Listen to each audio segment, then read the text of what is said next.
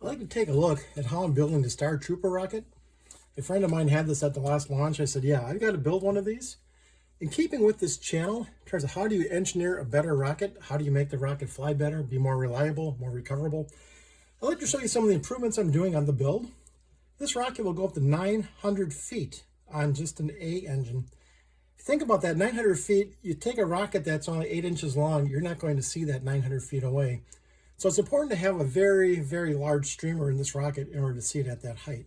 So what I've done, keeping with how this channel works, I'm trying to do some engineering to make a better design.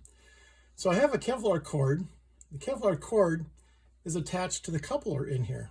So this, and you can see this if you look at the Humdinger rocket build, how I attach a Kevlar cord onto a coupler. And I have a loop on the end. Normally I put a swivel on the end, but just a simple loop because there's not enough room for the swivel. The inside of the body tube here is dark because I've coated that with some CA glue. And there's various types of CA glues, your super glues. And that makes the end of this very, very stiff, makes it nice and rigid. I did this on both ends. Another improvement is that I put 2 launch lugs on it. So when this is on the rod, it's a lot more stable because it's not going to rock back and forth. If you look at the launch lugs, they're beveled.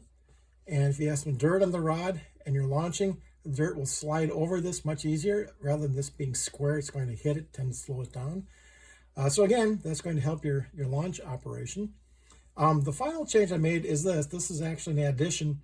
This rocket uses a friction fit. I decided to add an engine clip to it. It's pretty easy.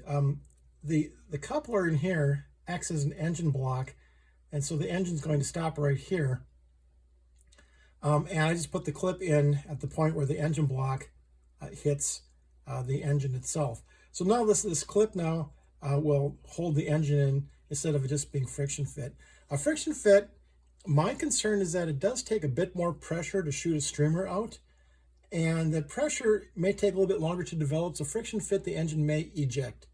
And the last thing I want is a rocket coming down from 900 feet straight down without an engine.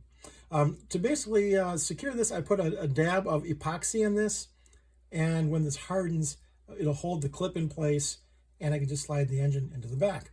So again, this tiny little rocket, a lot of great technology I've added to it, and it should be a fun launch.